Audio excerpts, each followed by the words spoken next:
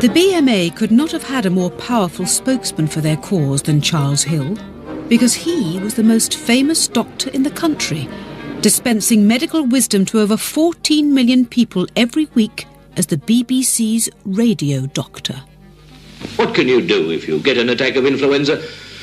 Well, there's no panacea, there's no golden remedy. Don't believe all the neighbours say about what such and such a stuff has done to them.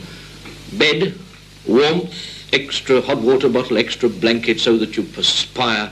He had this very sort of gravelly, avuncular tone and talked to people about having their bowels open and sitting on the throne and so on. That's the way I remember it. And people thought, yes, he's a real family doctor who understands everything that goes on. And they did sort of listen to him. And remember this, you're not a hero if you go dodging off to work with a cold or influenza. You're only... He was very reassuring. He was a good father figure. And his voice was modulated and it seemed to make sense. I went all the way with Dr. Charles Hill in the early days, until I realised his views on the National Health Service. Make the doctor not your doctor, but the state's doctor.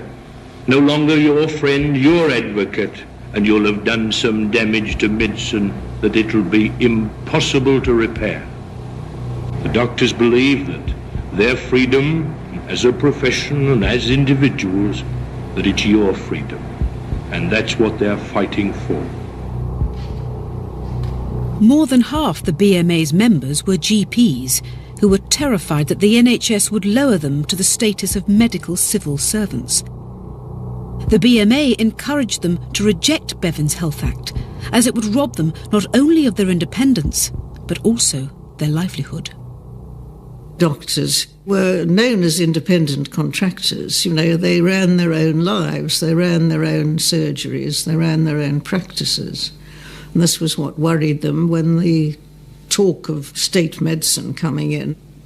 My husband was his own boss, and if he came under a state organisation, he would cease to be his own boss. My father was very active in the British Medical Association. The coming of the health service filled him with great uncertainty. They might be led into a system where the doctors became state employees and they became beholden completely to government direction, almost like the military.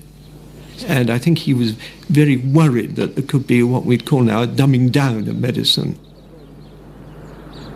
Don't forget, before the NHS came in, GPs purchased their practice. They had therefore had a capital interest in the practice and hoped that when they retired, they would be able to sell the practice to somebody else. So there was a financial reason too.